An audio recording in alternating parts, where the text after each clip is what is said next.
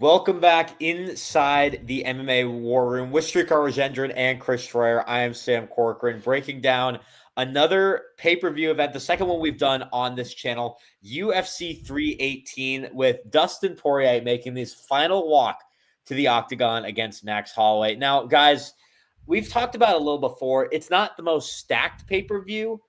Personally, though, I think it's a pretty deep one. You have a lot of ranked fighters on this. They're a little scattered throughout the card. Not much star power, but obviously at the top, it's kind of hard. You don't really need that star power when you have Max Holloway and Dustin Poirier already. What do you guys think of this before we get into predictions? I mean, I disagree with that. I still think you need star power even with that main event because it's the BMF title on the line, and not many people really know what the BMF title even is. So, like, you got to sell them on that first. But Holloway and Dustin's a good main event. Obviously, Poirier riding off into the sunset with this one, or as he says, I don't take any retirement on their words, but we'll give it a year tops and we'll see where it ends up. But I think this is a good card for the hardcores. For the casual fan, I don't think this is a good card. I think that's the best way to put it too. I'll be straight up with it. I don't think it's a good card for the casual, but if it's a good main event for the casual fans, I can put it that way. But it's a good card for the three of us. It'll be a fun one to break down, and I'll still be seated on Saturday. It's not like I'm not going to watch it. I'm going to watch it for sure. So I'm excited, man. I'm excited for this one.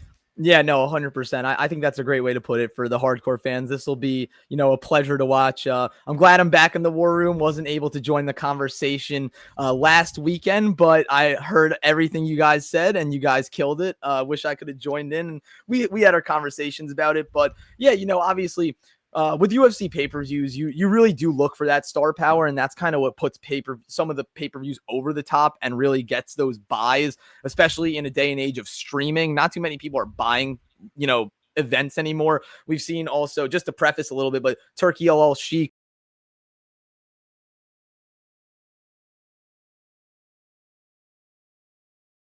But yeah, UFC always putting on great pay-per-views, no matter who's on the pay-per-view.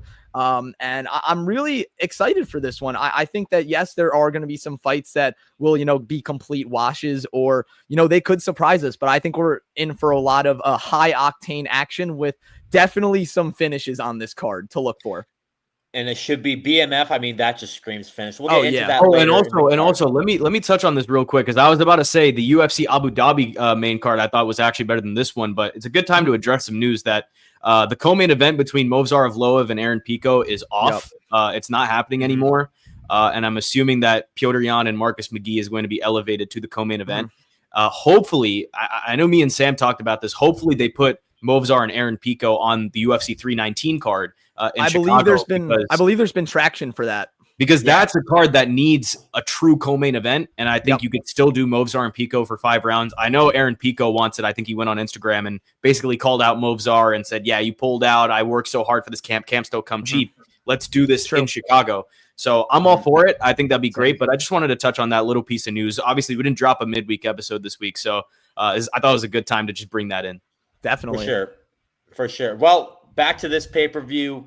Let's just get right into it. Not waste any more time. As we do with pay-per-views, we go through every fight. It's a little more special. So we start with the bottom of the card between Carly Giudice and Nicole Cagliari, a women's flyweight bout. 2 relatively new fighters in the UFC, 4-2 versus 8-3. Srikar, I'll start with you. Who you got for this one to kick off UFC 318? Hey, if you're watching this breakdown, I mean, you're a hardcore, so props to you. And thank you for watching it. Yes. Giudice is definitely a dangerous kickboxer. She has 4 wins, all by finish. She definitely struggles to play the range game. She likes to kind of fight from in close. Cagliari is the type of fighter that fights from in close. She is a brawler. Great grappling too, but I wouldn't say great. I'd say good grappling. She doesn't really stand out anywhere. I'll go Carly Giudice by decision. If you remember back in January, she had one of the nastiest knockouts of the year against Unessi Dubin, and I think she just has way more potential within this division. Low-level women's MMA fight to open this up, but I think Carly Giudice is the more dangerous fighter in this case, so I'll pick her. Yeah, no, Srikar, I agree. And you actually just prefaced the fight that I really wanted to touch on, that great knockout over Unessi Dubin. That was actually, I mean, could have been considered career saving for her, especially at this point, you know, in her MMA journey. 4-2. She rebounded with that fight from, you know, consecutive split decision losses to Gabriela Fernandez, Ernesta Caracate. But Cagliari's she's not a chump. Like, she knows how to fight. She's 8-3. And she also lost a close split decision to Ernesta Caracate. And I think, you know, looking at that, you know, sometimes I like to play the game of like, if two fighters fight the same person, and I like to see how they each fared against that fighter. And that's not always the way to judge it, but sometimes that gives me, you know, a little bit of a standpoint to go off of. And you mentioned it, Srikar. Cagliari, you know, she's not great everywhere, but grappling is definitely her strongest weapon against Giudice's strongest weapon in striking. And she has a very aggressive striking style. Like, she has power. She can mix up her attacks. And I think that, you know, the bout will stay standing for the most part. I think that Cagliari is going to want to get it to the floor, obviously, because everyone likes to play to their strengths. But I think Giudice will be able to mix everything up, especially with her speed and variety in the striking that she brings. And I think the relentless pressure that she's going to bring, just like you said, is really going to be the difference in this fight. And I'm going to take Carly Giudice by unanimous decision. So we'll get another clean sweep here. This has been a trend where we've been picking the same ones. We do not plan this ahead. Keep track at home. Where do we differ on these picks? We'll also have a post out on these picks too. So I guess we'll find post out the there, picks and everything. We'll find out then too. Yep. But I got Carly Giudice. I think the knockout ability might actually do her pretty well here. And I'm going to go with a bit of a bold take. Carly Giudice by KO. Both of these fighters have proven they can win with knockouts. They like to use their kickbox, do whatever. And you don't really see that in women's MMA. When you have two fighters who can be knockout artists, that usually creates a knockout because they're both going to go for it. I don't necessarily think this is going to go to decision. And most of their average fight time is under 2 rounds, I believe, for both of them. If I double check, I believe so. I think you're right in that.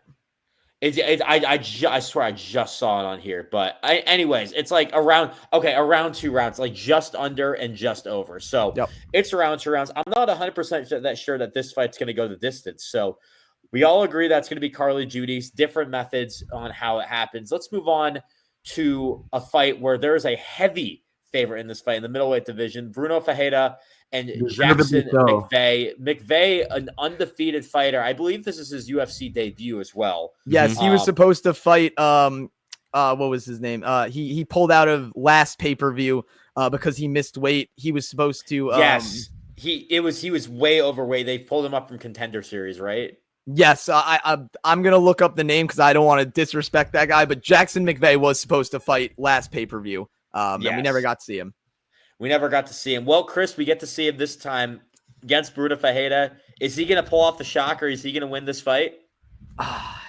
No. I mean, I really think that the odds kind of indicate what is going to happen. Personally, they're not showing the odds on the UFC website. He's minus Bruno Ferreira, the Brazilian Hulk. That is his nickname. Yes. He's minus 700. Minus 700. That's what I'm seeing too. He is tied for actually the biggest favorite on this card with Ateba Gautier, someone that we're going to get into, and I'm really excited to see. But Bruno Ferreira, he has absolutely hits like a Mack truck. But he's going to be he's going to be at a big disadvantage in size in this fight. Jackson McVeigh is 6'4". Bruno Ferreira is 5'10". 5'10". And I mean, there's a 5-inch discrepancy in reach, as you guys can see on the screen. And Bruno Ferreira is he moving? No, he is not moving down. Sorry. I hate looking at the weight on the UFC website. It always just throws me off. Yeah, it does. Ignore the weight part. That's the one. Yes, ignore the weight part. But Bruno Ferreira has had a very solid UFC career so far. He lost to Ruziboev by knockout, but before that, knockout on Contender Series, knocked out RoboCop with one punch in Brazil in 2023. Insane. Yes, and what we've just seen from RoboCop, what he just did to Jack Hermanson, that's a pretty good feather in your cap. So he has won every single fight by finish. He's lost every single fight by finish. He got put in a good test against Abus Magomedov, someone who is still in the middleweight rankings. And, he was a little bit on a slide and no one really knew what to do with him after that Sean Strickland fight. But obviously, Abus took care of Bruno Ferreira. And I just think that was, that Bruno just needed to come back down to earth for a little bit. He followed up with a great submission win against Armin Petrosyan. And I don't think that he's going to be able to submit Jackson McVeigh. Jackson McVeigh is a great grappler. He has also never seen a second round in his MMA career. He has 6 fights, not a big sample size. But if that says anything, it says, look, he's going to be going guns blazing out of his corner. So he's going to be looking to finish the fight quick. And Bruno Ferreira has all the tools necessary to stand and bang with him, take him to the ground, because Bruno is also a great grappler. He has everything that you need to, really make some noise in this middleweight division. And I think he's going to. But I really think that, he has very unorthodox angles when it comes to his boxing, and his elbows are just nasty. McVeigh is great in the clinch. I just think the power is going to be the big difference here. I'm saying a knockout from Bruno Ferreira against Jackson McVeigh. I also got a knockout from Bruno Ferreira. I just think that power, it's tough, man. I think this is a bit of a mismatch. McVeigh's coming into his first fight. Ferreira, a pretty experienced fighter, has fought some great fighters in the past, and he's pretty close to the rankings. This is definitely an interesting decision to have it at early prelims, second fight on the card. But Ferreira is really close to the rankings, and I don't think we should take that for granted. I think he wins this by knockout, and I think the -700 favorite is well deserving for him. And I don't want to cut you off, Srikar. Just to preface, though, he was supposed to fight Ikram Aliskerov. I was about to say that. Yeah. This was about to be Bruno Ferreira versus Ikram Aliskerov, which would have been an absolute banger fight to have. And you know what? Credit to him for even taking this fight against McVeigh, someone that he doesn't need to fight. He has everything to lose here. Nothing to like. Well, it's also It's also pay-per-view. Like people are gonna and Bruno knows like this is a mismatch. Like he is going to win. He hits like a truck, as Chris mentioned. He's easily one of the hardest hitters in middleweight. Loves the spinning elbow, man. He loves the spinning elbow. He used it against Dustin Stoltzfus a lot. I think he used it like 3 times in a minute, but he ended up getting the knockout through it. So, hey, I guess what works. McVeigh, definitely more of a range guy. He loves the kicks, but he's just too slow, man. Like, he's way too slow. And I think even if it hits the mat, like, it's not going to go well for him. So, yeah, this does feel like a match. I agree with you, Sam. I think this is Bruno Ferreira by knockout round 1. This should be our first taste of violence on the night. But yes. Yeah, Bruno should get this. Well, second for me because I have the knockout for the first fight. But you guys, 100%. I think this would be a more brutal knockout if the first one was a knockout. But let's move on to another one in the heavyweight division versus Lucas Brzeski. I got that pronunciation right. I guess I can go first. The odds for this one are a little interesting. We're going to introduce a best bet segment. Do we want to do this? Do we want to do this when we pick a fight or when we at the end? Oh, you do it when you pick the fight. Yeah. Just throw it out. Throw it out there. I'll give some good odds. I'll say my best bet for a little bit later. But these odds are phenomenal in my opinion. Ryan Spann is a -220 favorite. I think he's going to smoke. Smoke Lucas Brzeski. So this would be my lock of the night. Frankly put, Brzeski is horrible on the ground. Spann is fantastic on the ground. This should be an easy win. I don't understand why this is -220. You take him to the ground. Let me pull up. -220 is a pretty good size favorite. It's a good size favorite, but it's not a great size favorite. To the point where if you you would have to throw like a lot of money on it to get like the profit you want. Yes. But I mean, yeah, that can be your lock though. Like that makes sense odds wise. Like odds wise, I'll put. I mean, I would call Ferreira my lock of the night, but that's like. I feel like that's a little unfair. It's too easy. It's too easy. Yeah, this one's a little closer. And you look at that takedown defense; it's horrible. There's more takedowns, a little bit more, and then win by 59% submission. I think this is going to be a win for Ryan Spann, a pretty dominant win too. Oh, geez, what a banger this one is. I mean, Ryan Spann, not that impressive to me. Like, kind of He's just not that impressive either. pretty terrible footwork. Like, he has power for sure, but I mean, his footwork, his fight IQ, just awful. Yes. Breshke, I honestly think his athleticism and his speed are actually pretty decent for heavyweight, but he has no chin. He has no defense. I'm gonna be very specific here. I'm gonna take Ryan Spann by guillotine. I think he is going to. It's his favorite submission. He always pulls it out in the most like random fights. Like, the easy pick would be Ryan Spann by knockout, but like, that's too easy. I want to have at least some fun with this fight because I'm not interested in it in the slightest. So I'll go Ryan Spann by guillotine. If Mick Parkin could handle Lukasz Brzeski, I think Spann can too. So there's my reasoning. You took the words right out of my mouth, Srikar. I have a few props for this fight night. Not fight night, excuse me, pay-per-view. I have a few props for Saturday night. My first prop, though, was going to be Ryan Spann by submission. The value on this is just insane. Plus 260. And I'm pretty sure if you can bet guillotine, bet the guillotine because it's the only submission he's had throughout his whole career. Very specific books will have it. I'm not sure if FanDuel is going to have that. But if you're looking around on a lot of different books, they'll have it. But yeah, I so agree. He is he's actually a very big rarity in the heavyweight division with this, like, his submission threat. He has 13 of his 22 pro wins by submission. Not too many heavyweights can say that. It's usually just kill or be killed in terms of knockouts. But yeah, Spann really, obviously he hasn't impressed as of late. He's 8-6 in the UFC in the past 7 years. He was 7-2 in his first 9 fights, 1-4 in his last 5. So, people, you might stray away from that. Brzeski is 1-5 since 2022 in his 6 UFC fights. He actually beat Walter Walker, though, which is aging. I know, that's a little surprising. That's aging like fine wine right now in terms of how Walter Walker's trending. But I just think Spann is the better athlete. He's crisper. Like you said, Srikar, Brzeski has no defense anywhere. He can't block with his hands. He can't block takedowns, defend on the ground. I think that there's going to be a few takedowns in this fight. Ryan Spann, Superman Spann, is going to get the fight where he wants to be, and he's going to lock up that guillotine like Srikar mentioned, and it's going to be all over. So Ryan Spann by sub. You see the Superman. Yeah, Superman. He's right Superman Spann. Yeah, Superman Spann. So I just looked it up. He has 13 submission wins. All of them have been by guillotine except one, and that was by That's ridiculous. So that's a great nugget. Great stat nugget. Don't be silly, jump the gilly. Exactly. Well, let's silly move gilly on. goose. He's a silly gilly goose. Well, let's move on down to one division below. Jimmy Crute fighting for the first time in almost 5 years, guys.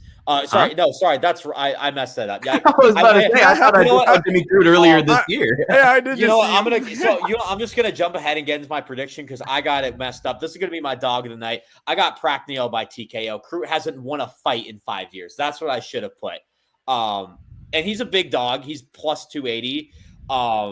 Well, okay, let's put it this way. I personally, I think the one thing where Prachnio would really struggle is if this fight goes to the ground. You look at his grappling, his takedown accuracy is not great. His takedown defense is a little worse. But you look at the striking. I think that's where he can win the fight against Jimmy Crute. And I think he'll outstrike him, probably be a TKO, maybe needs to be a bit of ground and pound. Could be a knockout too. I think TKO like a little bit more. So just more of a nugget I liked on him. And this is just me going with fate a little bit, but Prachnio since June of 2021 has a win-loss streak. So he wins one fight, then he loses one fight, wins another one, loses another one. It's like I said about his last fight.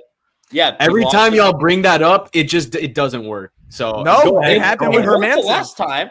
It happened with Hermanson. Yeah, Hermanson. And he got his lights shut out. Who did it not work with then? It did not work with someone. Oh, you're right. I'm not gonna lie, I'm blanking, but it's okay. But, the last one in my memory, it worked. Yeah, you know what? I do think. Hey, go ahead. I do think the striking game is gonna favor Prachnio a little bit more. And going against a guy that has not won in 5 years says a lot to me. And that's why I'm going with Prachnio as the underdog to win this fight. I know he's not necessarily on a tear right now, but when you've lost since you haven't won a fight since 2020. That says a lot to me about where you're at in the UFC, especially to a guy who we've talked about earlier. We're not that impressed with. Alonzo Menafield fought him twice. One was a draw, majority draw, and that was because they took points off from Menafield. And the other one was he lost to him. So I got Prochnio by TKO here, my underdog for the night. Yeah, it's good that you added the context because 2 of those, I think, like 5 fights he's had since the last time he won were actually majority draws. They're majority draws. Yeah, I'm not defending Jimmy Crute. Like I'm not like the biggest Jimmy Crute. Look, Crute's he's a pressure boxer, but the problem is his cardio is so bad. Like he just gasses out so badly over the course of a fight. But here's my thing: Prochnio, average kickboxer. The guy has an even worse gas tank than Jimmy Crute. I mean, he looks gassed from like the moment the fight starts. So it's I don't know how to explain that, but not a fight to get hyped for. I'll do this. I'm gonna take Jimmy Crute by submission, but I want to do the specific submission again because I like the specificity. I'm gonna go Jimmy Crute by Kimura. His last 2 submission wins have been by Kimura. And I think he'll get it to the ground. Sam actually laid it out for me perfectly. I think he's gonna get it to the ground. If this fight goes to the ground, side control, Kimura can be locked up from there, and as long as the cardio holds up, I think Jimmy Crute can get it done. But even on the other side with Prochnio, if his cardio is even worse than a guy who has bad cardio, then I really don't know what to say about that. So it's the cardio. It's the cardio and confidence. If he has the cardio to take it to the ground and survive there, if he has the confidence to just be what he used to be. He used to be what, 12-1? Well, I don't think his confidence. I don't think it has anything to do with like he's gonna go into every fight and think he can win. Like that's a fighter doesn't go into the cage. Fighter should. Well, okay, we talk about this all the time. Like if you haven't won since 2020, you have to have lost confidence somewhere. Like that's with every athlete. They won't outwardly show it. They're not going to outwardly show it, but internally they're making changes. They're in their head. But I mean, almost like a very, very favorable matchup for Crute, though. Like probably the most favorable matchup he's had since like an Anthony Smith. Like Bellato, I would have expected him to lose. Jamal Hill, I would have expected him to lose. Yep. Menafield, I could see him losing because that's a brawl, and he doesn't tend to do well in brawls. I mean, yeah, probably since Anthony Smith. So we'll see. I got Jimmy Crute by Kimura though. The confidence aspect of it, we just had that conversation about Calvin Kattar. He was on a complete slide, and obviously Calvin Kattar was much more active than Jimmy Crute.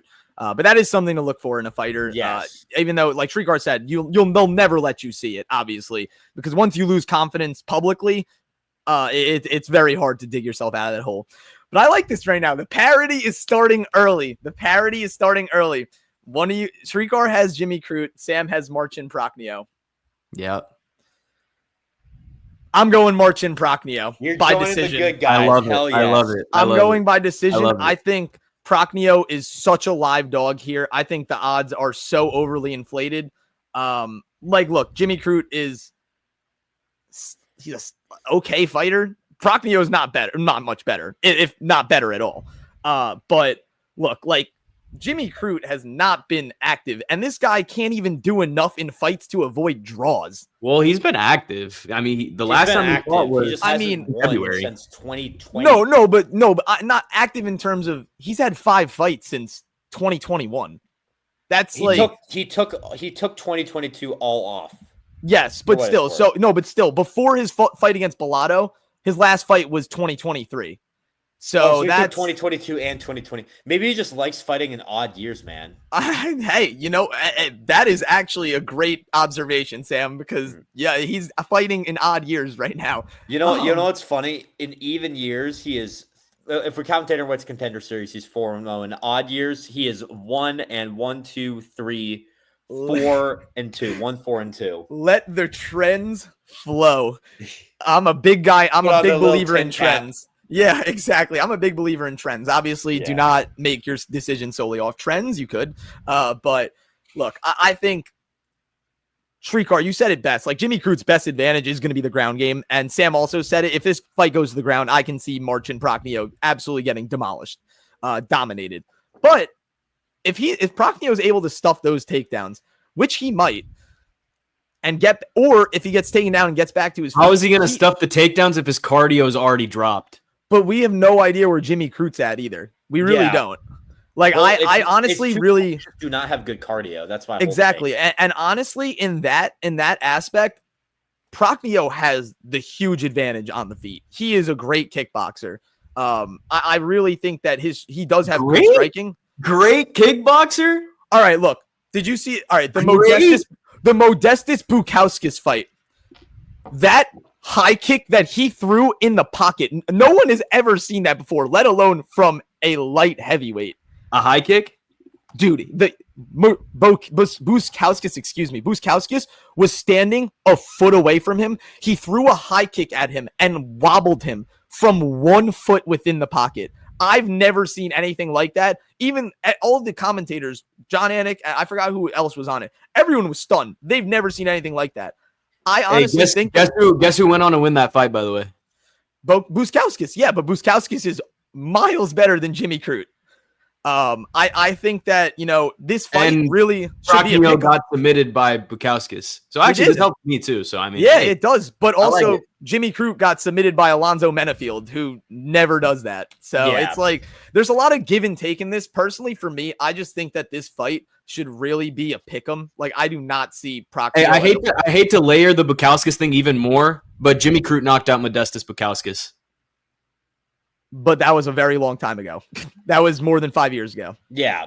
So you're talking about a different fighter, Srikar. Yeah, and Bukauskas really came back strong after he got submitted by Menafield in 2023. So it's been a pretty long time since then too. No, it's true. But Bukauskas, like, after he got his oblique stomped out by freaking Khalil Roundtree, he's been a very good fighter. He's really turned his level up. And he took care of Prochnio. Jimmy Crute beat Prochnio. And this actually goes back, sorry, I'm going a little long, but this goes back to what I just said about Giudice and Cagliari. I like to evaluate how fighters fight against the same fighter, but it's a little bit difficult to do that when they're fighting each other at very different points in their careers. Like, they both fought Ernesta Caracate very recently. Like, they fought her, not in a long period of time between it.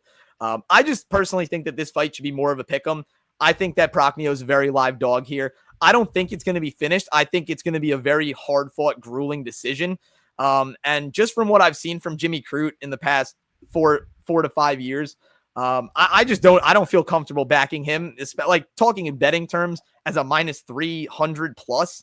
I just don't see that. I think Prochnio has the tools. He has good rhythm and cleaner striking, and he can put on the pressure late and really find success there.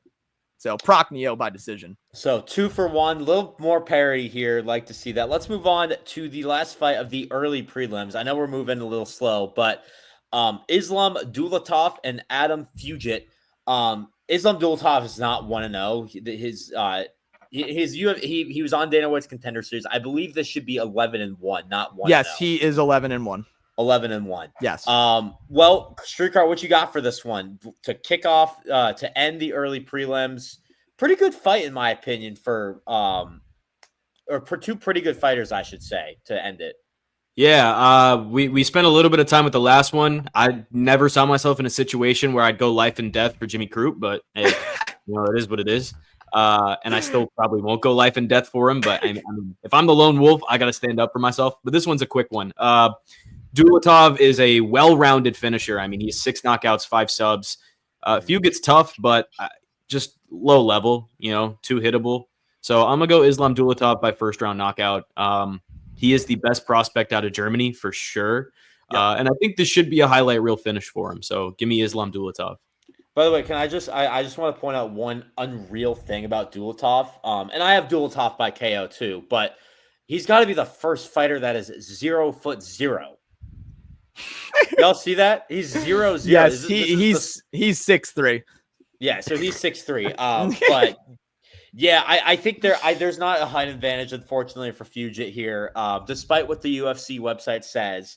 So I have Dulatov by knockout. This guy's a beast. I'm excited. I think the UFC fans will be excited to see him showcase the skill. I think this is a perfect way to end the early prelims. A guy who hasn't proven much yet, but an up-and-coming prospect, one of the best prospects from Germany.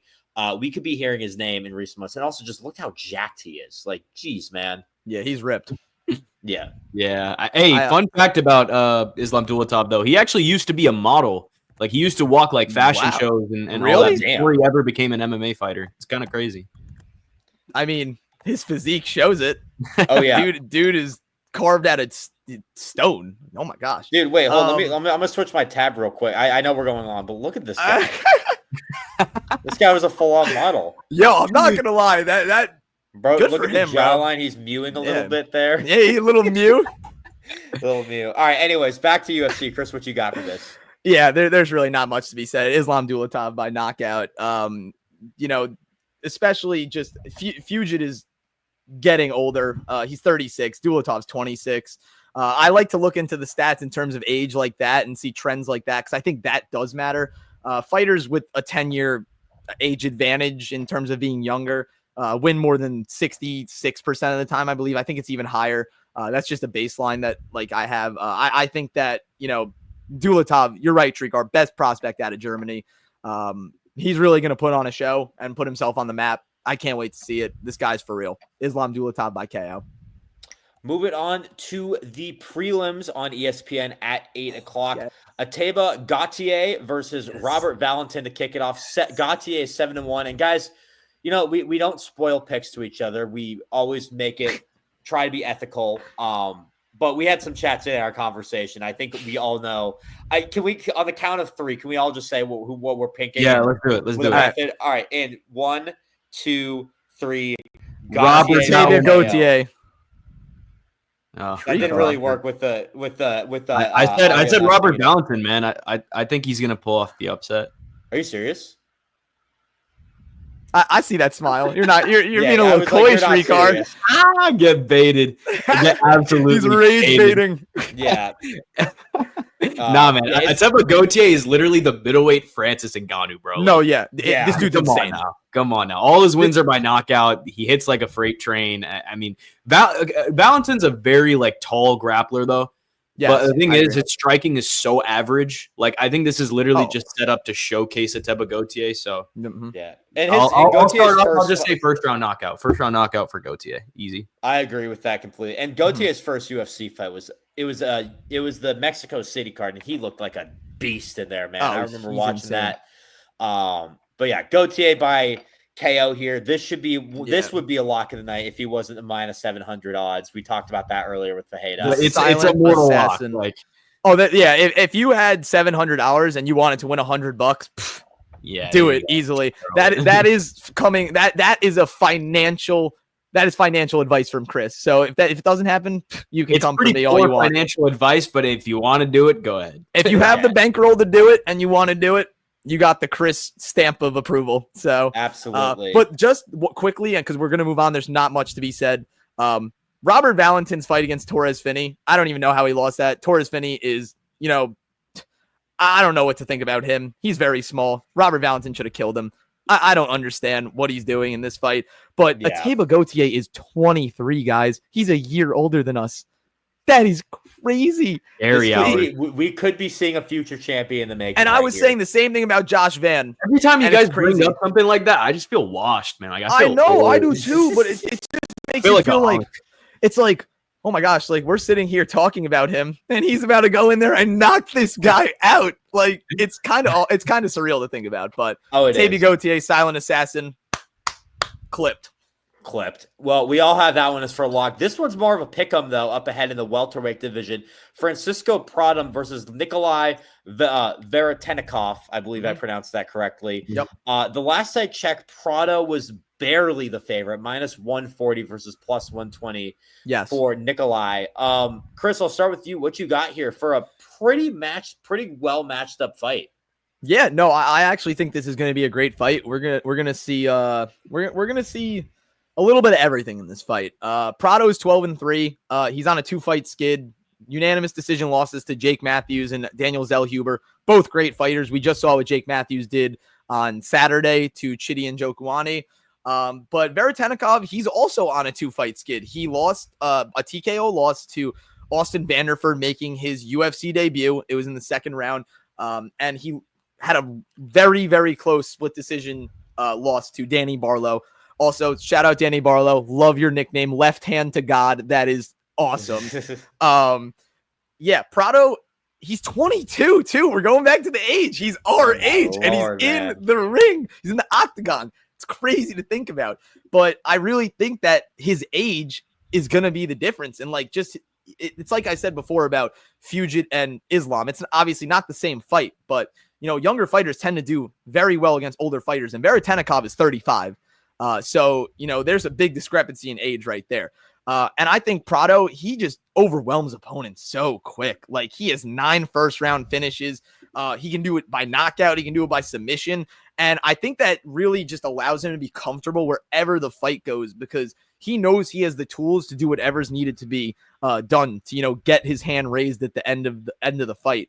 And like I said, age, his pace and cardio are awesome. They are actual assets. Like, people have financial assets. This guy has physical assets that he can really fall back on and bank. I think that he can literally maintain the same pace for 15 minutes. Obviously, he's not the type of fighter to fight a 5-rounder. I'd love to see him in a 5-rounder, but I really haven't seen, too much from Veretennikov. He has good power. Like, I'll give him that 100%. But like I said, he can't adapt to younger opponents that just flow through everything.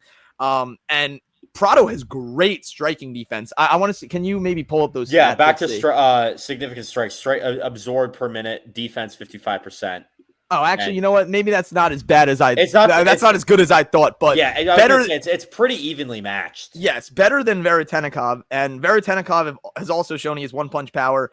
But I really just think that Prado is going to dictate the pace. He's going to dictate the tempo of this fight. Wherever it goes, he's going to be comfortable. And he's really going to put the pressure on Veretennikov. So I have Francisco Prado.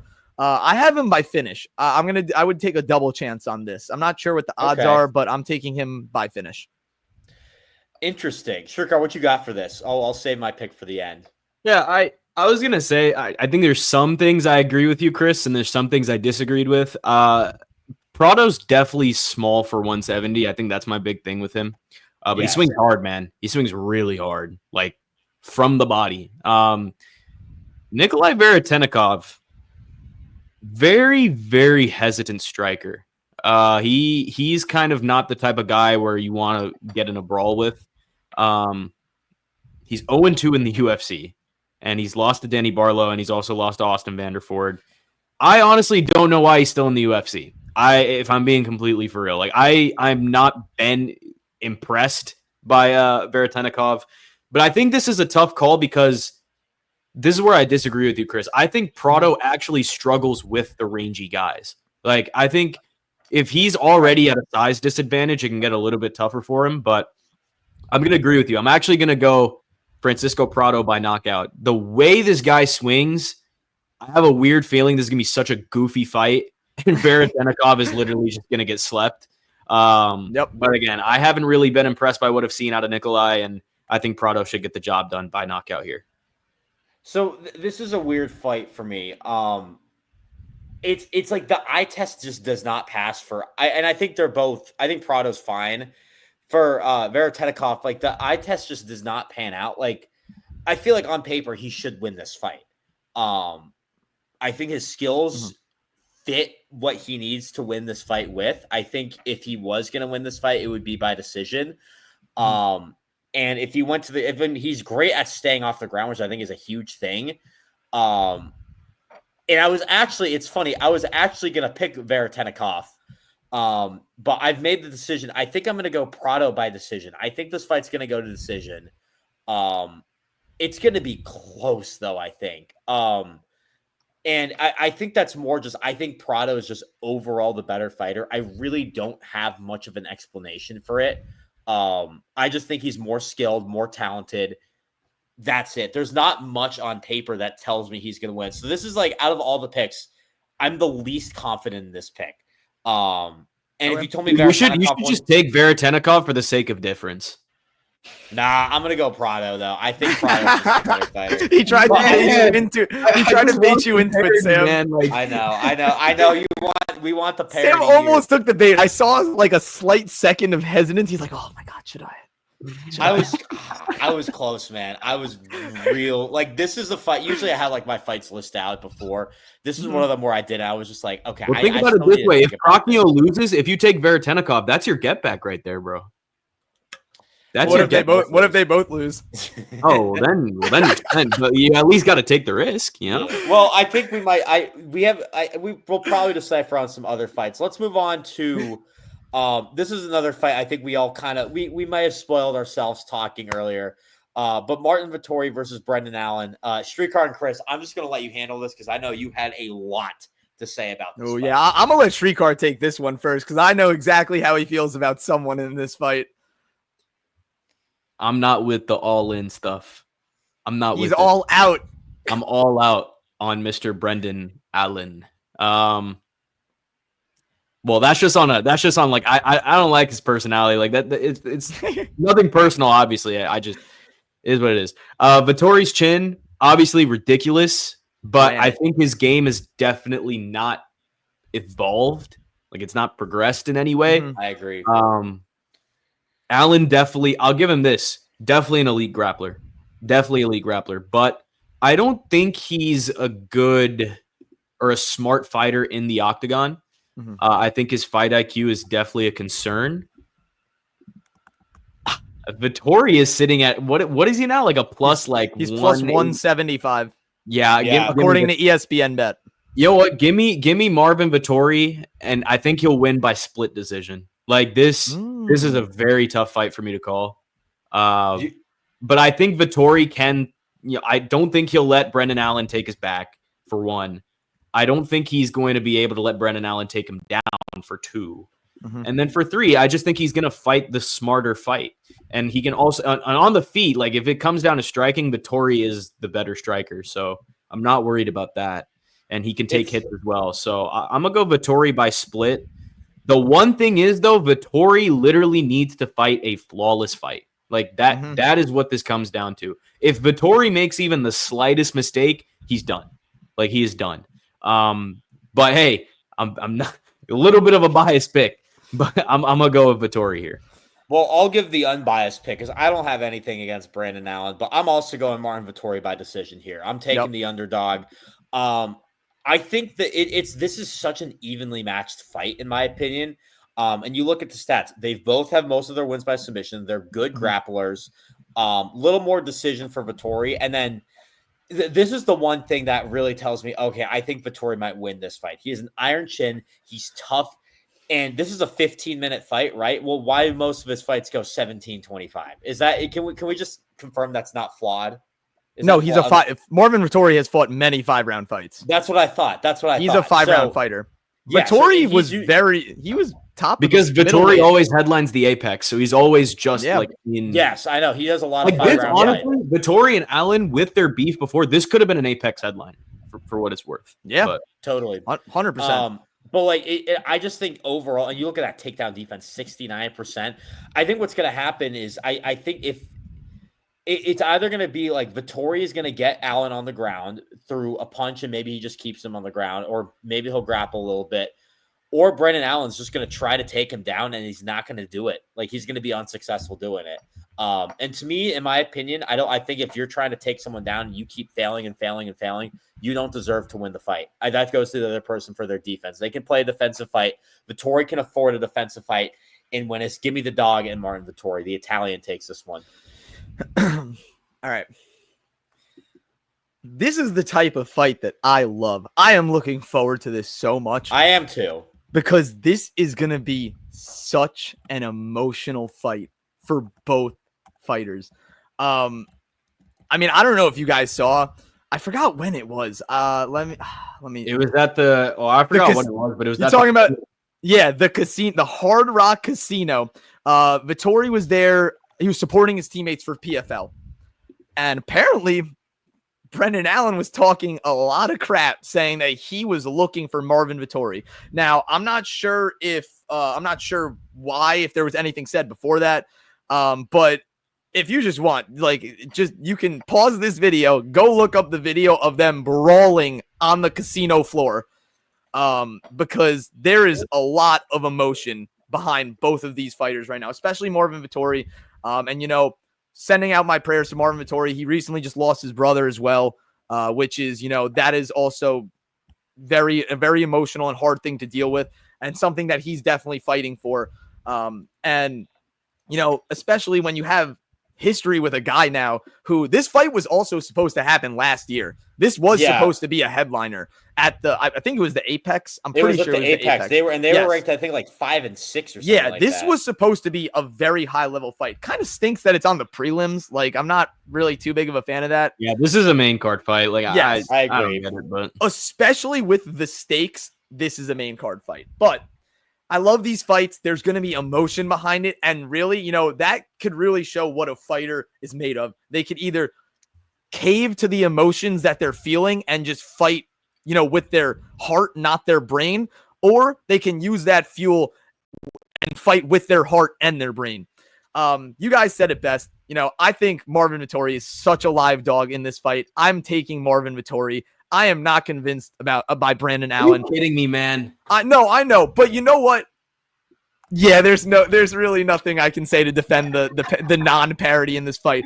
But Brendan Allen just doesn't have any grit. Like, he submits a lot of people. He submits people, yeah. But I really just don't think he has grit.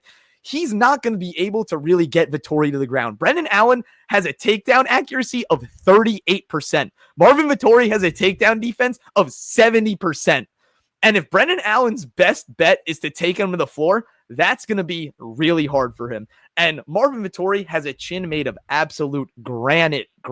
Yeah. He is a beast. He can eat a lot of shots. I'm not saying that's good. Shouldn't really block with your face, but if you have a chin like that, sometimes you just block with your face. These are two fighters on a huge skid.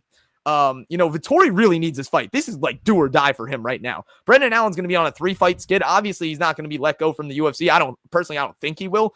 We don't know nowadays with the UFC how many fights you can lose before getting let go. This is do or die for both fighters. Brendan Allen doesn't want to lose, and Marvin Vettori needs to win. I think, with everything they've dealt with, everything they've been through, give me Marvin Vettori, dog. That's honestly, screw it. That's a lock. That is a lock for Chris. Marvin Vettori is winning plus this money fight. Lock. Okay. Plus money lock. Hell He is yeah, winning man. this fight. I'm telling you. Yeah. And if he doesn't, that'll be a bad look for me, but it's okay because I'm riding with him. There you go. It would be a bad look, but hey, you know what? We're all in on Marvin Vettori.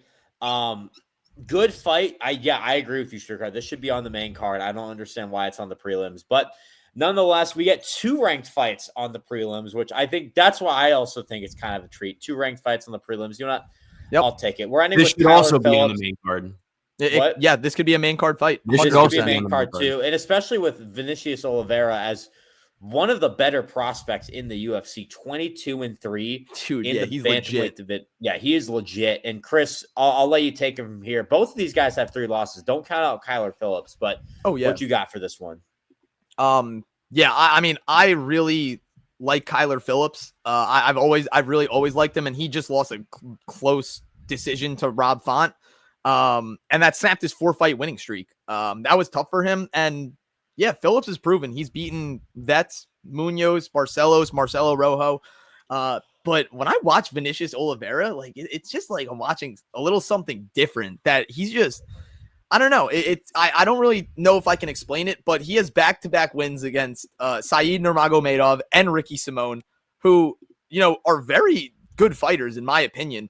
And people just look at Oliveira and they look at the way he wins fights, and he wins by he has knockout power. Don't get me wrong, but he's a lot more than that. I think that he's well-rounded and he's unorthodox, which really kind of shakes things up for Kyler Phillips, who's a very technical fighter.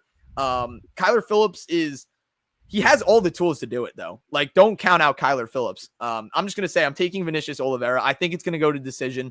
But Kyler Phillips, great striking. He has good combinations, great leg kicks. And he really he fights with a technical aspect. They both put out a significant amount of strikes. Can you pull up this the strike, Sam? Just so I don't butcher. I was just on it. Just so I don't butcher this stat. Yeah, they both, like, Kyler Phillips lands just over 5. Vinicius Oliveira lands about 5. So this is going to be a very I'm seeing a boxing match, or not a kickboxing match, but I'm really seeing a boxing match in this. I just think that if Kyler Phillips, feels danger from Oliveira's power or his unorthodox style of striking, Oliveira has good takedown defense, man. I'm pretty sure it's like just over 75%. So that's going to be tricky for him. Can you pull that up too? I see a grappling tab right there. Yeah, grappling right there. Let's see. They both have insane takedown defenses. All right, awesome. But so Kyler Phillips, 51%, Vinicius Oliveira, 76% defense. Sorry, I was saying Phillips, 51% accuracy. Oliveira has 76% defense. If Oliveira can just maintain composure and just sustain high volume, which I know he can, and we've literally seen it against 2 good fighters recently, I think he's going to fare well against ranked competition. So I'm going Oliveira by decision. Yeah, this is where the card heats up. Kyler Phillips, high output kickboxer. I think he's solid everywhere, but he's not elite in any one area. Oliveira is one of my favorite prospects at bantamweight. Has so many good prospects right now, man. Yeah, it's crazy. Oliveira is definitely one of my favorites. Pressure striker, very slick. I'm gonna go with Vinicius Oliveira by unanimous decision. I think this is gonna be a dominant 30-27. Vinicius is a future top 10 guy. Like, this guy is really, really good. His nickname is Lock Dog. This is gonna be my lock of the night. I think Vinicius Oliveira is my guarantee here. Right after my dog and Marvin Vittori, we got the Lock Dog, Vinicius Oliveira. Sir. Absolutely. And I'm going to go with Vinicius Oliveira too. I think this is going to go to knockout. You look at Vinicius Oliveira wins his fights by knockouts. He's a knockout fighter, and both of these guys are strikers. I think this is going to be on the feet. Now, don't count out Kyler Phillips too. I'm not going to call this a lock for Vinicius Oliveira, but he's just on such a tear that I think he's going to win that fight. Now, before we go to the main card, guys, I have a bit of a confession to make. I've been pondering a little bit. Let's go back here. You know what? I'm changing a pick. Give me Nikolai Veretennikov to win this fight by decision. Yes, I've been thinking. I knew he'd do it eventually. Okay. I've been thinking about this a little bit. I like it. I think Veretennikov is great of staying off the ground, and I think you look at the striking. I think at some point this fight is going to try to go to the ground a little bit, and I think this is where he's going to win. It might be a mistake from Prado that gets him on the ground. Like, it'll maybe put them on the ground, some wrestling a little bit there. I think Veretennikov, for a three-round fight, I think his punches can also take in the distance. Okay. And I said it before, on paper, I want to choose Veretennikov. I was thinking Prado a little bit, but my gut there's been a shift in fate. I'm going. The moment that Sam knew he was going to switch is when we all agreed on Marvin Vittori. Yep. He needed that parody. Guys, I was so conflicted about For the sake of parody, hallelujah, and cheers to that. I like it. This is not about parody, guys. This is about me going with my gut. Veretennikov by decision here. I'm switching it up. A mid-prediction switch, man. I hope this one. It's never been done before. Right before we go to the main card. I like it. We'll see. We'll see what happens. But let's move on to the main card. Michael Johnson versus Daniel Zellhuber. Guys, I don't think I'm going to have many switches here. I'm feeling this is so easy for me. Yeah, this is easy for me too. I'm feeling Zellhuber by, what did I write down? By decision. I think Johnson's only chance is going to be on the ground.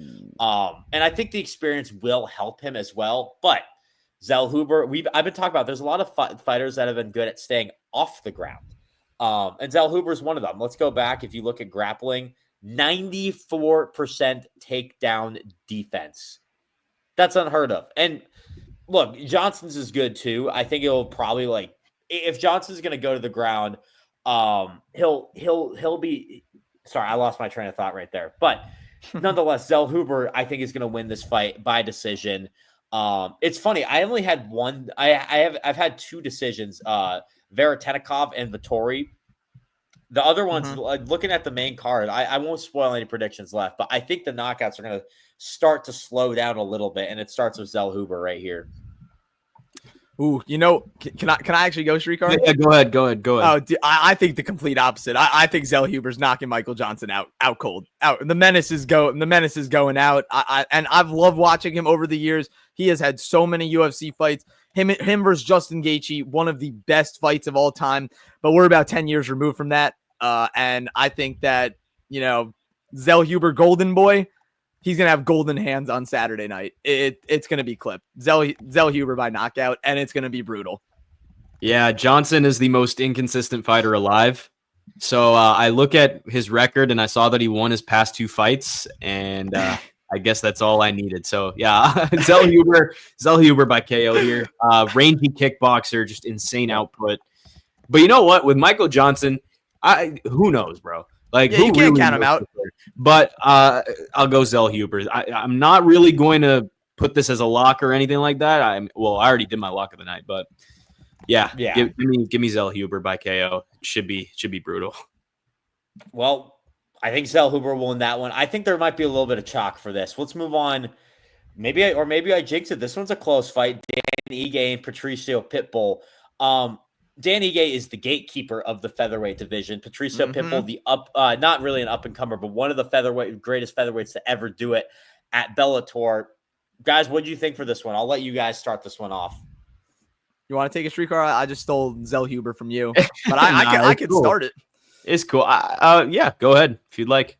Ooh, all right. You know what? I was severely unimpressed by Patricio Pitbull in his last fight. I don't know what his game plan was. Obviously, he was fighting Yair Rodriguez, a great contender in the featherweight division. Don't get me wrong, and we've all had our thoughts about what he's called for after that fight.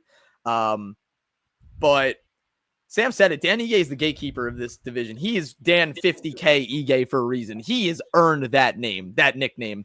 But I don't think that there's going to be a knockout here. I'm going to say Dan Ige by decision. I think Pitbull's a smart enough fighter to, last the entire 15 minutes.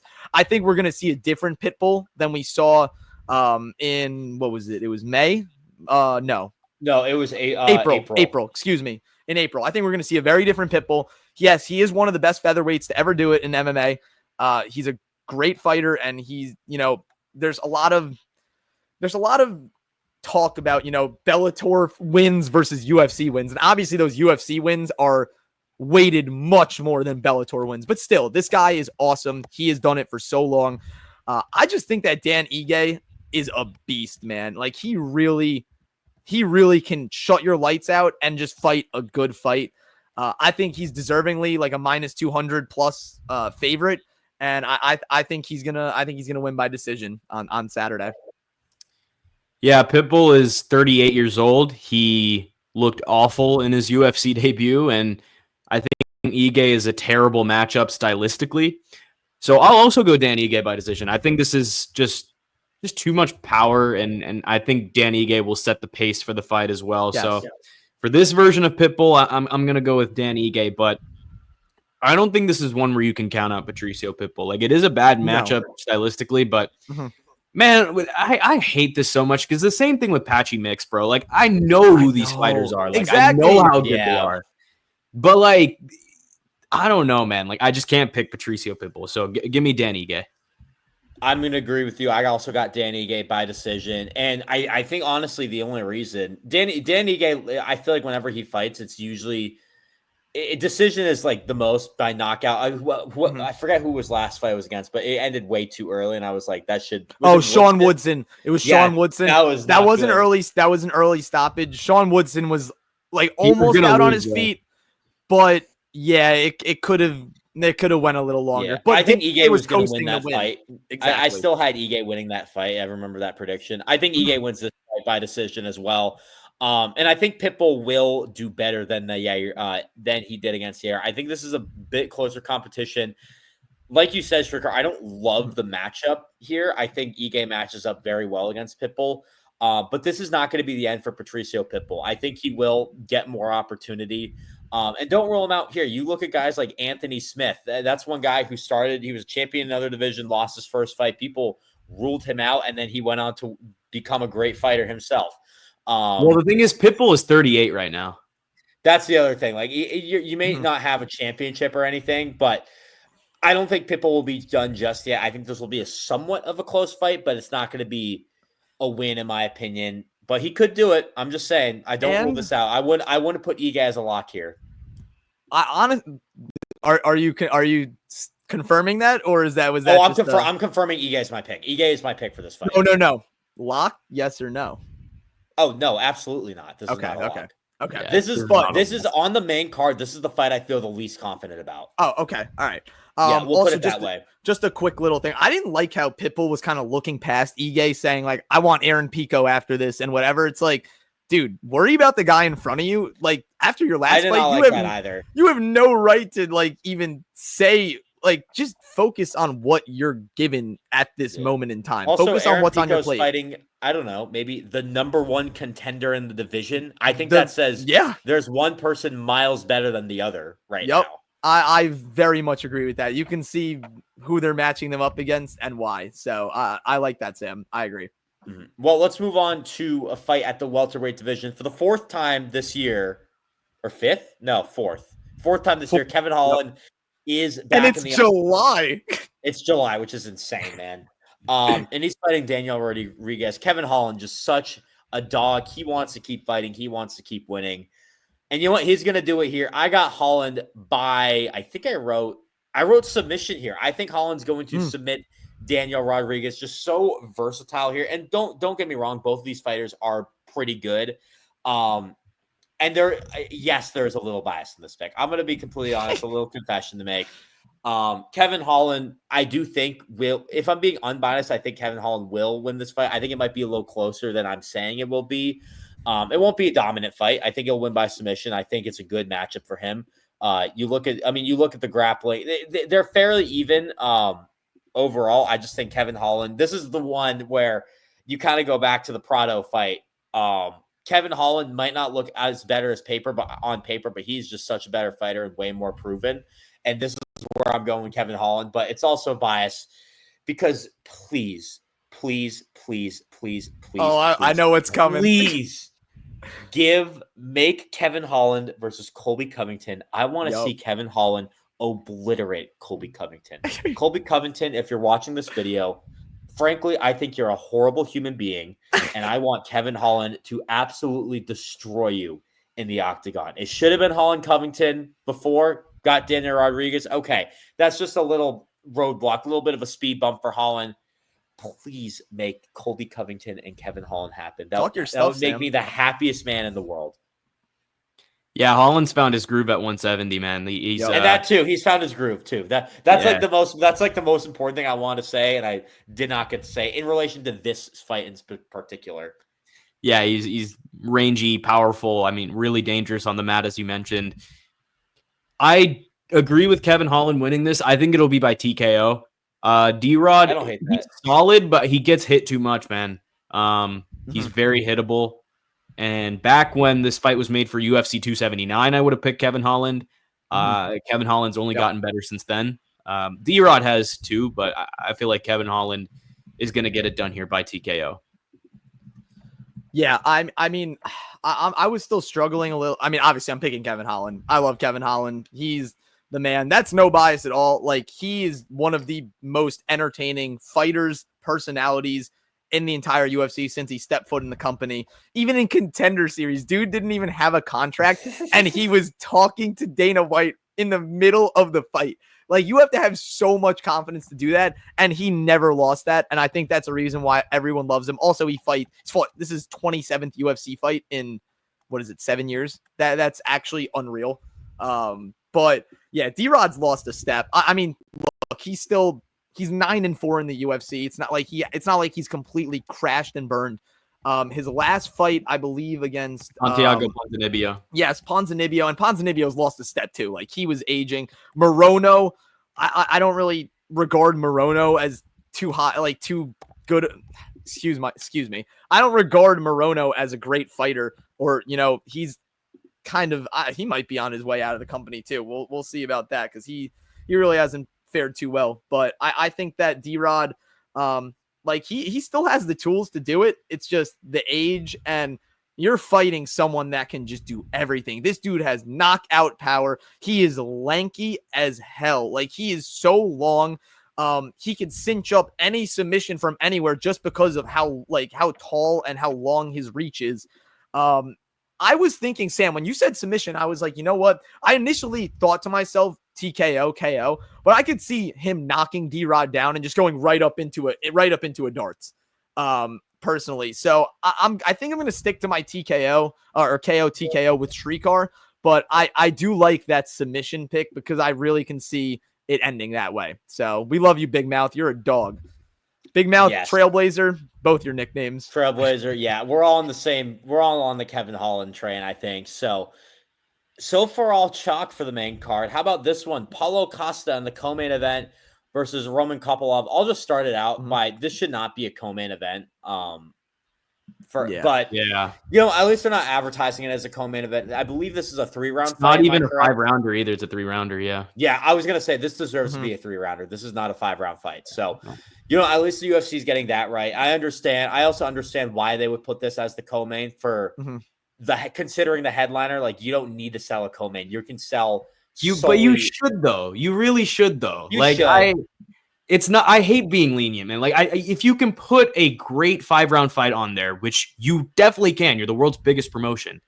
Do it. Like there's no, okay, you should have this person since Max Holloway and Dustin Poirier are the headliner. You don't need to do the rest of the card. Like, no, like that's, I disagree with that, but I mean, I disagree with that. It means we'll just get more stack cards for the future. I'll start this one off. I think this one for me is pretty simple. I got Kopylov by decision.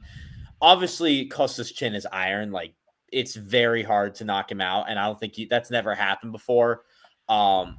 I was talking about Costa. His chin is iron.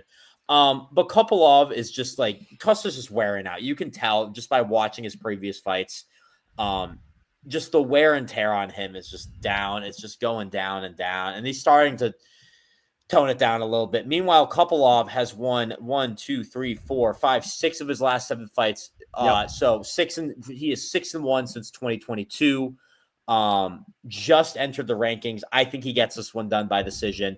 Costa will be a tough opponent for him. Don't get me wrong. And I don't think it's going to be very hard and these guys are both strikers. That's the other thing.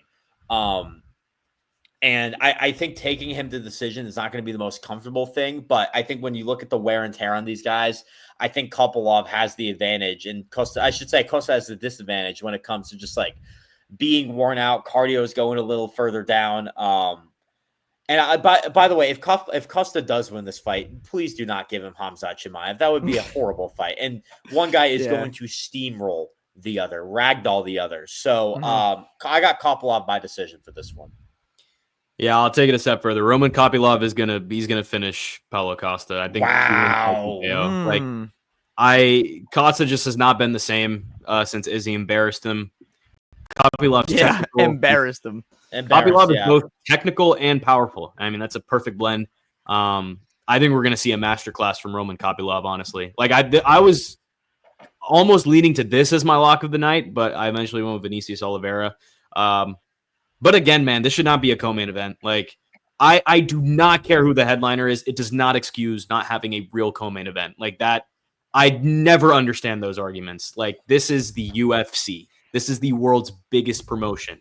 You can get a good 5-round co-main or a good 3-round co-main. I don't even think this is a good 3-round co-main for what it's worth. HG Fazib was a fantastic 3-round co-main. I know that wasn't I was just gonna mention that. Like, that's a good co-main. Yeah, this I like Costa and Kopylov on UFC 317. It was like the 4th fight down on the main card. Yeah. And suddenly it's the co-main for UFC 3. Like, are you kidding me? Like, if I'm the UFC matchmakers or whoever decides the scheduling and whatnot and how the bout order is, bad job, man. Like, very bad job. Like, you could have gotten a way better co-main for this, and I don't think Max and Dustin, good names, I get it, but they're not enough. Like, you need to have a good rest of your card too. Brent Dunn. I mean, I agree. I think you made all valid points, Srikar. And we've had a lot of conversations about that. And you know what? That could be a future podcast, talking about like scheduling and just how, And you know what? that Look, works. if Costa and Kopylov flops, we will put out a midweek episode talking all about this because there's so much I could say about it. But yeah, leave it be. agreed. Kopylov, And I put my pick in.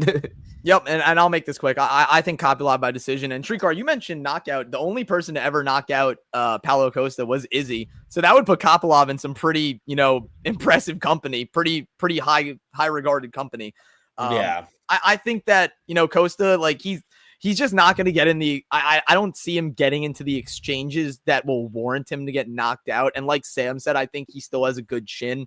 But I think it's going to be a very good fight. It's going to be, we're going to see a very technical approach from Kopylov, and he's going to become a problem in the middleweight division. Like he's a good fighter. And Sam, you said he's won 6 of his last 7. He lost to Anthony Hernandez by submission, who I regard as a very good fighter. Fluffy is awesome. So like, it's not like that loss is like a crazy out of nowhere loss. Like Hernandez is a contender at 185. Yes, but yeah. And speaking of recent fighters, sorry to interrupt. Speaking of you're good. Fighters that these two have previously fought, Paulo Costa, he is 14-4, and all 14 of those wins have come against a fighter that is no longer on the UFC.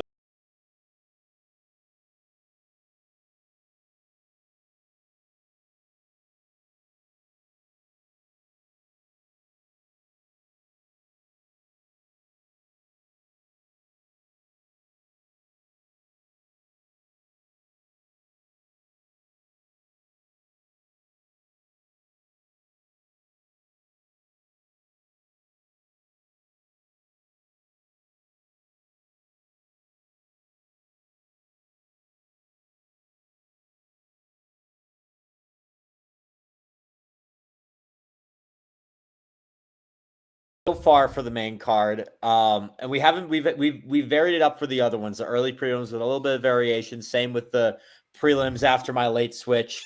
This one is basically a pick, a minus 118, minus 102 for the BMF belt. Max is floated to, let me see. He is a favorite now on ESPN Bet, slight favorite, minus 130. 130 is the last one I saw as well too. But nonetheless, it's still very close. BMF title, Max Holloway, Dustin Poirier. Dustin's final walk to the octagon. I'll let you guys start this one off. Chris, you cool if I go? Because dude, take it. Max Holloway, this is very sentimental for me. So for those who don't know, Max Holloway, when I first started getting into the UFC, this is probably one of the guys that really resonated with me. So I love Max Holloway. I think he's one of my 3 favorite fighters ever. Easily in the top 5, probably in that top 2. But Holloway's boxing, I think it's still some of the best in MMA. The rhythm he fights at, the pace he puts on people, the pressure, it's all ridiculous. And Poirier, I mean, he's been through wars, and if we're going to take him at his word, is calling it a career after this. Just like I mentioned in the beginning, we'll see if that word actually holds up, because I know how fighters are.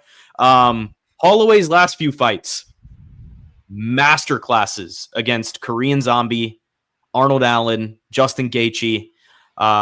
Poirier's last few fights, I mean, he's been finished by Gaethje and Islam.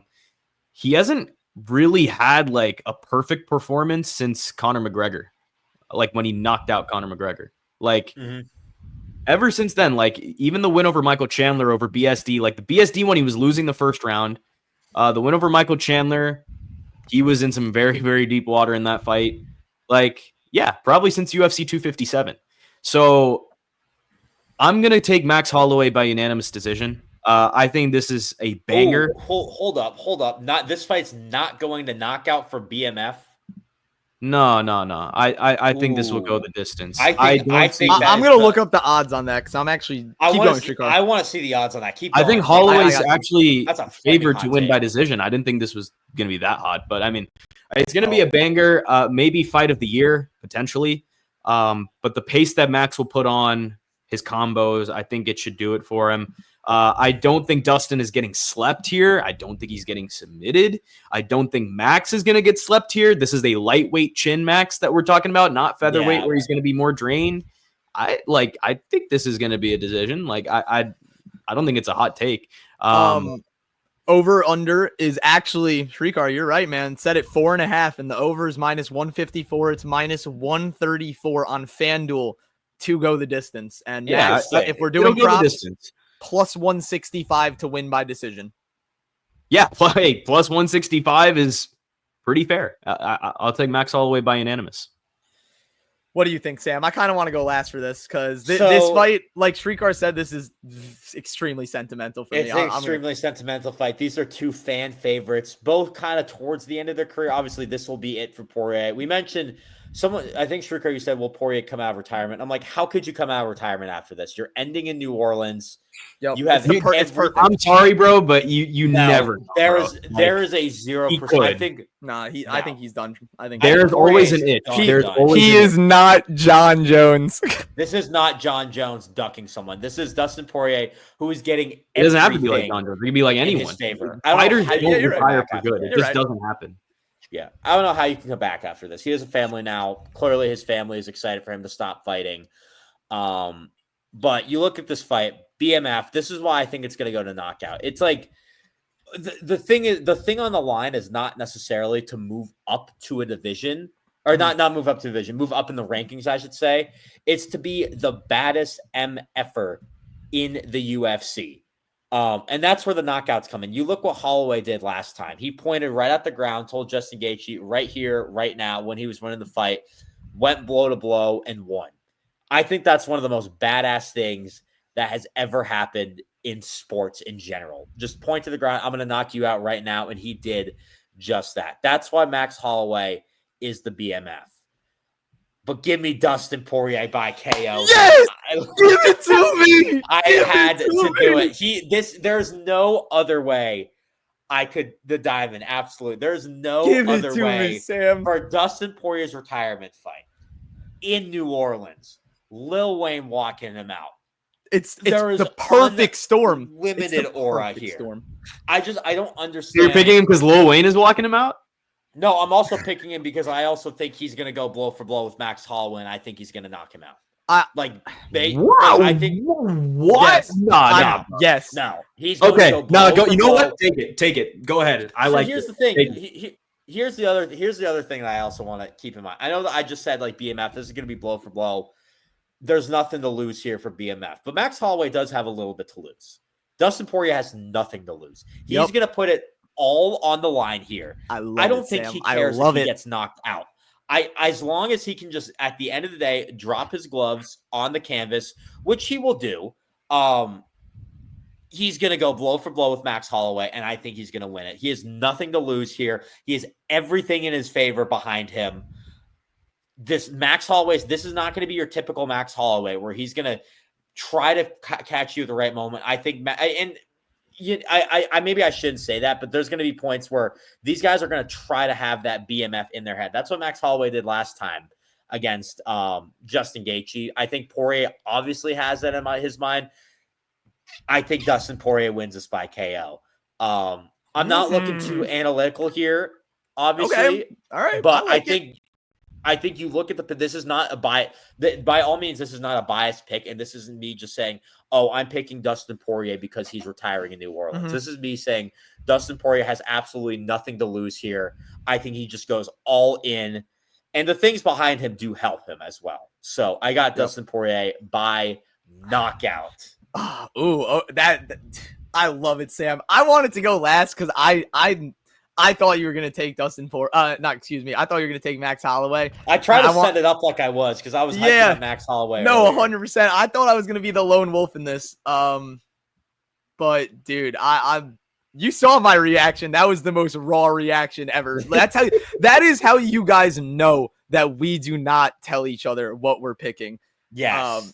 Like Sam picking that, actually, I'm not being funny, literally gave me goosebumps. That he wanted to pick that too. I'm so serious. Blaze is this? I'm telling you. Look, all right. Look, I have multiple reasons for picking this. Okay. I said this was a sentimental fight for me. I've been watching UFC for, what I like to think pretty much almost half of my life now. I've been watching since probably like 2015. Obviously I'm 22, so about half my life. I have seen countless Max. Obviously I didn't get in right at the beginning of their careers, but I've seen countless Max Holloway and Dustin Poirier fights. Dustin Poirier, and Max Holloway a little bit too, but Dustin Poirier, man, he has been overlooked every single step of his career.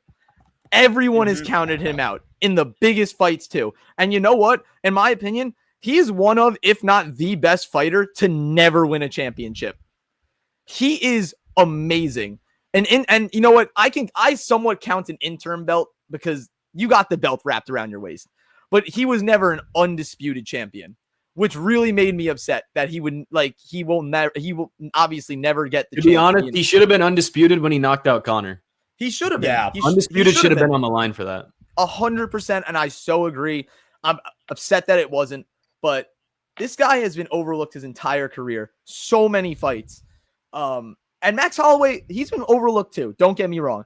But Max Holloway is one of the best featherweights of all time. Him and Volk we just saw what Ilya did. I'm not including him in this conversation. But him and Volk really set the standard at 145. And it was just amazing to see over the years, just the trajectory they've taken, especially in different divisions. And being overlooked, like the Conor fight, the second fight. There are very few people that I think actually thought that Dustin was going to beat Conor, let alone knock him out cold. And he did it. And then obviously we know how the third fight ended, but I've just felt like there's been so many times that he's been counted out. And this is like a gut feeling. I don't think there's any really tape. Like there's tape you could watch to obviously make this decision.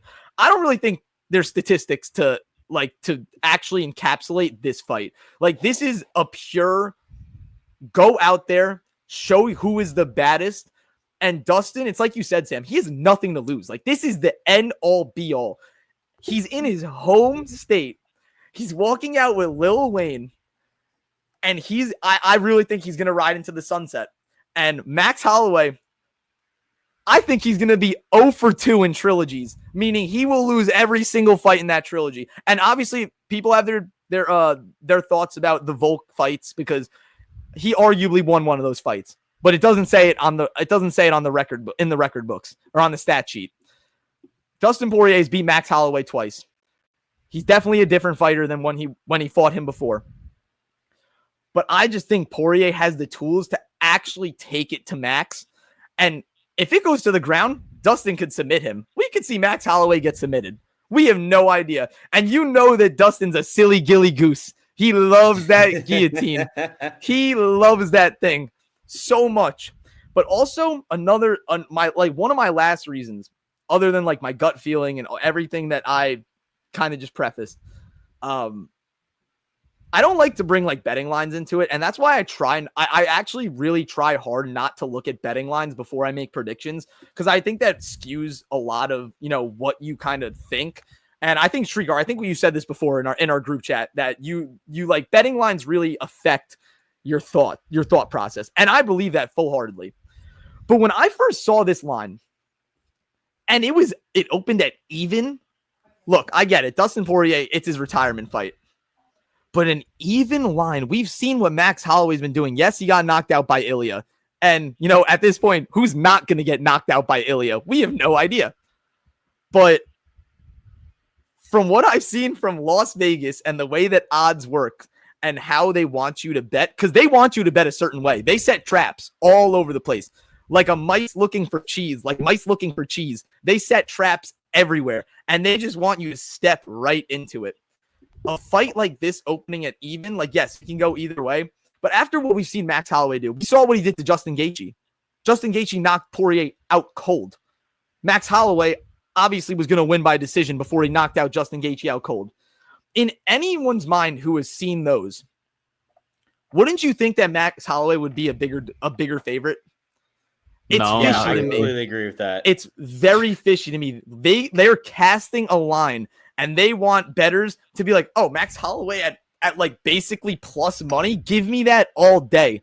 Well, And that's I will also say the that trap. I think they're expecting people to bet on Dustin. Actually, I think it's the No. exact opposite because everyone look from a casual's perspective, they will look at this being Dustin Poirier's retirement fight, like all the reasons you just left. Dustin Poirier's retirement fight in Louisiana with Wayne walking him out, and be like, oh yeah, he's definitely gonna win. Okay. And then they bet it. But the trajectory of their career and what they've done so far, it's like you said, almost lost to Benoit Saint Denis, did lose to Islam, got knocked out by Justin Gaethje. Holloway's fights before that were like, it's just, it doesn't make sense to me why a fight like that would be even. And I mean, yes, it's BMF and it's like, yes, don't get me wrong, but I am sensing a trap from Las Vegas and all the odds makers out there. I have a question. Can we do 2 locks in one video? Why not? Lock it in right now. Dustin Poirier walks out of the Smoothie King Center with that BMF belt strapped around his waist. Book it. That would be so poetic. Let me just. You know what? Before you go, Srikar, I just want to show a quick image. This is how Srikar, Chris, and I feel about Dustin Poirier. Dude, I saw that and I was crying last night. Bring it up. It just like we love. And then the aftermath of that image was both of them hiding as they realized they made the wrong pick. Oh, why'd you have to spoil that, Srikar? People who didn't see that don't know. Well, you know what? Look, maybe Sam and I will go into hiding if we're wrong, but hopefully not, because we love it in the war room. I love talking to you guys about UFC. These are some of the best conversations, and I hope the audience feels that way too. I was just about to say, I would not have this any other way because I get to go lone wolf with one of my favorite fighters ever and someone who got me into the sport. Ladies and gentlemen, the best is still blessed. Srikar, can you howl for me? No. No. No. Last question before we wrap up. If Dustin Poirier does win this fight, what do you guys think the UFC does with the BMF belt? I think it should move division. It should move to another completely division. Agree. I think it should move division. And what division should it move to, and who should we see fight then? You know what? I'm gonna play full villain. Dustin wins, stays on the BMF belt versus Ilia Topuria, and Ilia starches him out cold. If I'm picking Max, I might as well play the villain. I mean, you saw it. Dustin asked for Ilia, and they said no. They said no. Yeah. Honestly, that would never happen. It's the perfect storm right now. I don't want to see that happen to Dustin. I don't either. Please, I actually like Dustin. Please, I do not want to see that, bro. Please. I do not want to see that either. I wouldn't mind seeing. Ooh, I actually have a really fun one. What if they put two ideas. In the featherweight division, what if they put the BMF belt on the line for Lopez Silva at UFC? No, I don't like that. Silva hasn't done enough. Yeah, I also and neither is Diego either. Enough. I think Diego could. The one thing they target with the BMF belt is experience. You have to be an experienced vet who's gone through like wars. Yeah. You have to earn that BMF title. Earn it. All I know is John Jones should not be fighting for the BMF belt. I don't care if it's in the White House.